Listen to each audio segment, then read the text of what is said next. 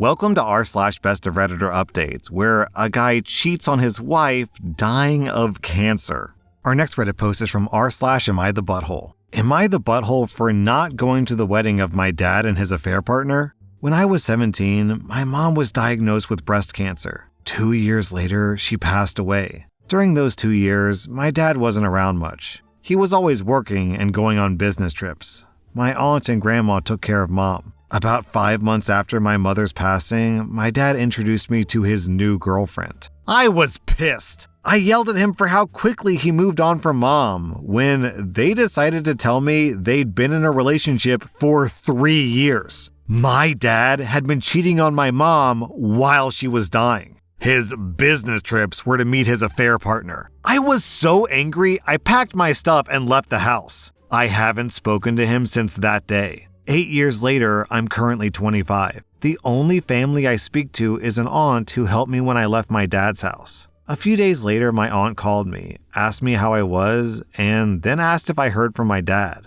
I said, why would I hear from him again? My aunt said that dad is getting married to his affair partner, and by going to his wedding, it would help us mend our relationship. I said, why would I do that? He's dead to me. There was silence on the phone for a bit before my dad replied, asking if that's what I felt about him. I immediately cut the call when I heard his voice. I realized he was with my aunt when he made the call to me. I texted my aunt telling her I asked her not to tell dad anything about me, and she agreed back then. She texted me back saying I was the butthole for saying what I said, and my dad is crushed hearing that, and that I should have moved on by now. I didn't want to argue with someone who helped me, so I blocked her. Over the next 2 days, I got sent a wedding invitation to my mailbox. The only person in my family who knew my address was my aunt. Also, she gave my number to various members of the family. I'm being bombarded with calls and texts from dad, uncles, cousins, aunts, saying I should give him a chance and come to the wedding. Some people are calling me names for what I said.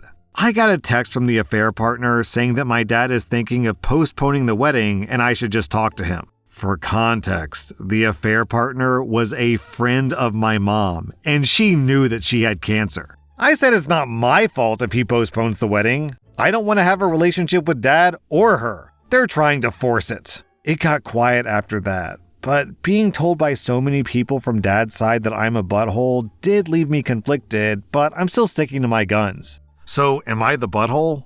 Down in the comments, OP adds, I've blocked 39 numbers, but what my aunt did really made me sad. I genuinely thought that she cared for me. Then, 1 month later, OP posted an update. So, after the many texts and calls from multiple family members, I sent a text to all the numbers detailing what dad did and why I chose to be no contact with him. I then blocked all the numbers. I've changed my number, but I kept the old number in a separate phone to collect evidence if they start to harass me from random numbers. But luckily nothing happened, and I thought that was that. A week or so after that, my aunt's fiancé came to my apartment. He knows what time I get off work, and he was waiting for me in the parking lot. I was apprehensive, but he assured me he only wanted to talk. According to him, the text that I sent the family caused a shitstorm. He told me that some of the cousins who didn't know what happened in the past started to question dad and the affair partner, and they started to get defensive and deny it. But someone revealed that it was true. This caused a massive argument within the family, with some cousins pulling out of the wedding. Dad wanted to postpone the wedding so he could talk to me, but the affair partner threatened to leave him if he did that. The news of what my dad and the affair partner did also reached some of their friends, who were at one point friends of my mom as well.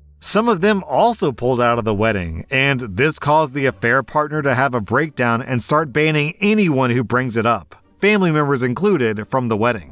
According to my aunt's fiancé, the affair partner is blaming all of this on me, saying that I did it intentionally. I laugh at that. The wedding is still somehow happening. I asked the fiancé about my aunt and how all this started, and he said all he knows is that there was a conversation of how bad the family would look if I wasn't at the wedding, and that my aunt offered to call me. He said that he disagreed with this, but she did it anyways. He said that he was only here talking to me because he felt that I needed to know what happened. I thanked him, but said that I'll be going completely no contact with her and by extension him as well. He agreed, wished me well, and left.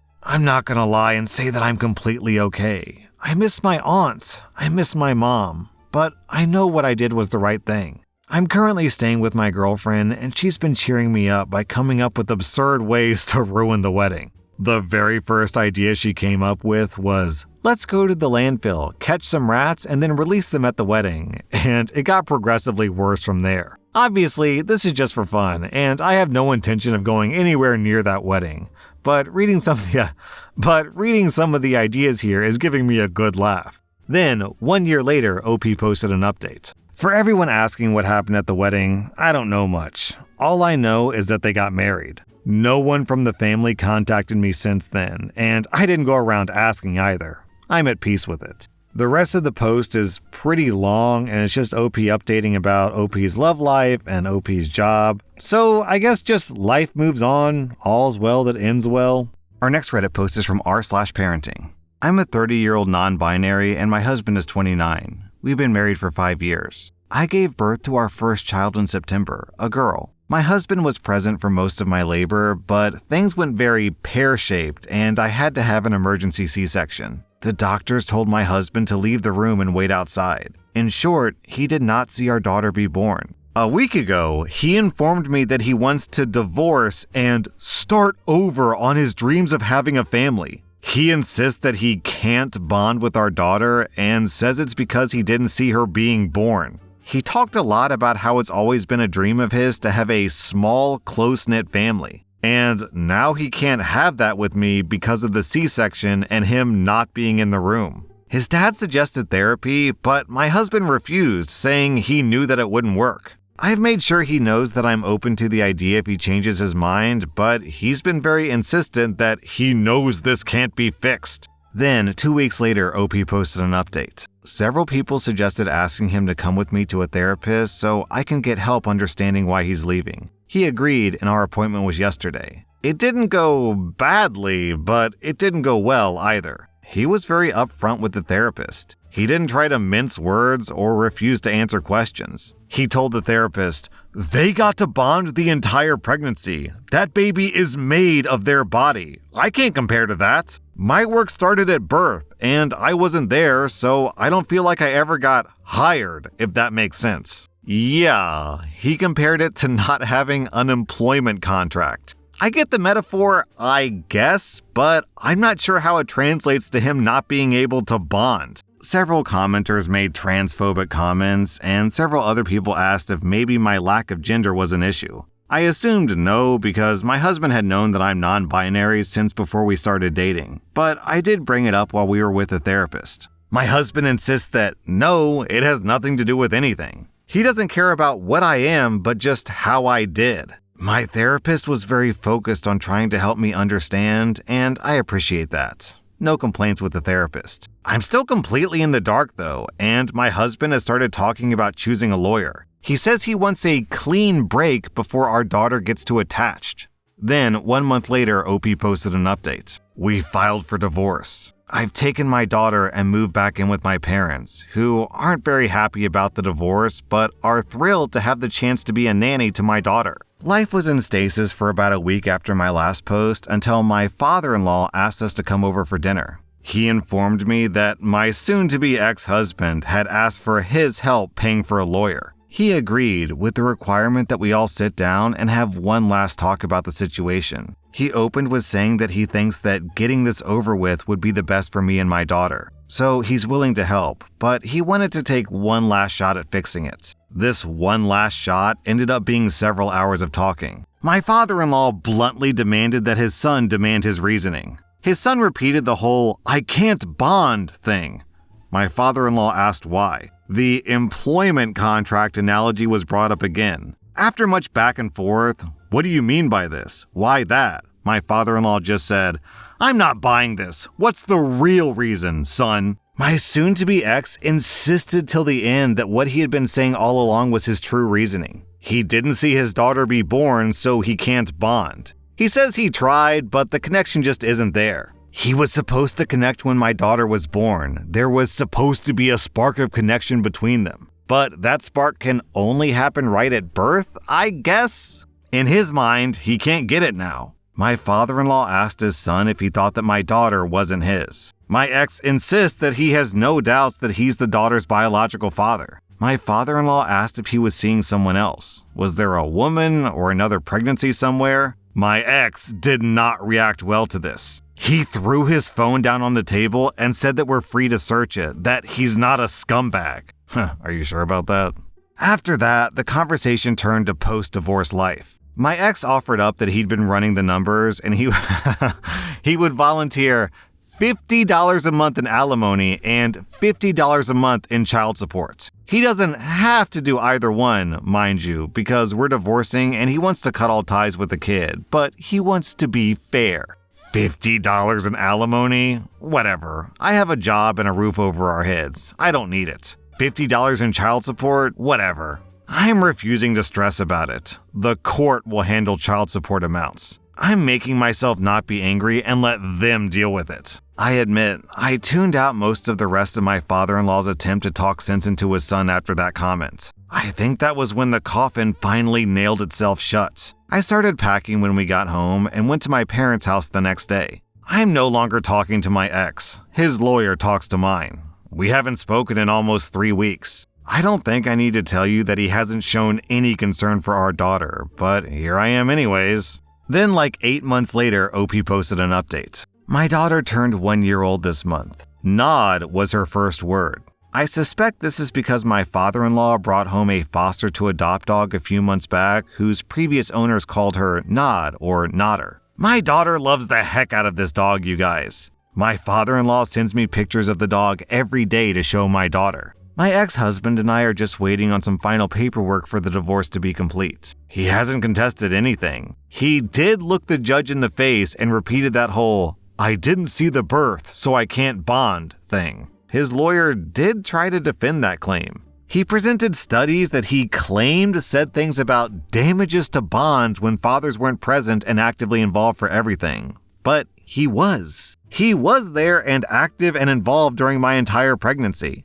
and was present for my entire labor until things went wrong. It wasn't a case of, oh, hey, you knocked someone up 5 years ago, now bond with this kid. My daughter was definitely less than an hour old when he held her for the first time, probably less than half an hour old. Needless to say, the judge was not impressed with my ex-lawyer's arguments. He tried to push my ex for therapy and made comments that my ex would regret this later. My ex stood stubborn with his "I need to start over" line. He has visitation per paperwork. Care to guess if he's used it? He does also have to pay child support. If you've read my post history, you might remember that he offered me a gigantic $50 a month. That's all he's been paying, despite the judge ordering a lot more. So that's a fight that I'm gonna have to steel myself for. I'm surprised he started skimping before the divorce was even final, but he did tell me and father-in-law that he's not a scumbag, so in his mind, he's probably just keeping true to his word or something. He's shown no interest in our daughter. No other children, pregnancies, or potential partners have popped up either. As best as my father-in-law can tell, my ex is single and not showing any interest in dating yet. I don't know how I feel, really. It would make more sense if he was cheating. It would be easier to have something solid to point to and say, "Go F yourself into a tornado for making my life fall apart," and then I could try to move on. But all lived evidence points to him honestly thinking that he just has to do this.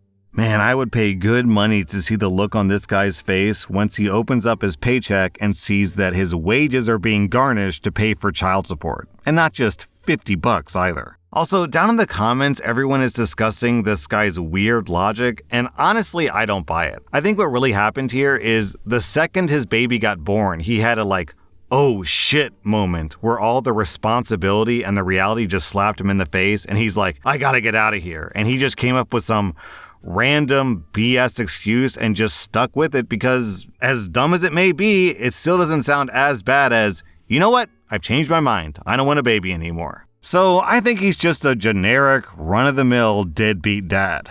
Our next Reddit post is from r/NoStupidQuestions. My brother-in-law is a great guy. He's got a successful small business, has 2 awesome kids, and treats my sister, his wife, really well. However, when we all gather at my parents' house for Christmas every year, he insists on putting on the Rocky movies all day. Not only do they have to be on the TV, but he wants to be sure that we're watching the movies and paying attention to them. They can't just be on in the background. He starts right when we wake up, and we have to open presents while the first movie plays. Then he puts on Rocky 2, then 3, and so on. They play throughout the entire day, and the volume of the TV is always so loud. Anytime we leave to go into another room and try to do something else, he gives us a guilt trip that we're not participating in the family tradition. I can't take it anymore. I don't find the movies to be bad, but I feel this tradition doesn't have much to do with Christmas, and I don't like the movies enough to have them on every single year. I'm also not the only one in my family who wants this tradition to end. What can we do? Then, a few hours later, OP posted an update. This morning, between Rocky 2 and Rocky 3, me, my 2 brothers, and my parents decided we were going to play a game in another room. My brother-in-law came in and said that we needed to be in the living room where the movie was playing. We told him, no, not this year. We want to do something else. He left, and we don't know where he drove off to. His wife and his kids are still here. Then OP posted an update. My brother-in-law texted his wife, my sister, and said that he's at home by himself watching the Rocky movies and won't be coming back. One of my brothers is going to drop my sister and her kids off at their house when we're done with our festivities here. We have Christmas music playing, games going on, and a bunch of us are putting dinner together. It's been a great day so far without the brother-in-law. Growing up, every time my family had Christmas, my grandmother would put on a Hallmark movie. And there was just Hallmark movies playing nonstop during Christmas. And as you might imagine, me and my brother weren't the biggest fan of Hallmark movies, so while my grandmother loved watching them, my brother and I would just make fun of the predictable plot and the stupid titles and the bad acting and so on and so forth. But still, every year it was nonstop Hallmark movies. Well, a couple of years ago, unfortunately, my grandmother passed away. And so, ever since then, I haven't watched a single Hallmark movie. But this past Christmas, we were all sitting around, so I decided to open up Netflix and play Hot Frosty, which is a Hallmark-style movie about a snowman who comes to life and falls in love with the local small-town girl, and they, have a happily ever after. And the movie was dumb, and my brother and I made fun of it, but, it was kind of nice to relive that tradition, even though our grandma isn't here anymore. So, OP, while I definitely understand that you don't want to participate in his tradition, it's still important to him. So, at least you found a way that you can all be happy. That was rSlash Best of Redditor updates. And if you like this content, check out my podcast where I publish the exact same episodes. Also, hit that subscribe button because I put out new Reddit videos every single day.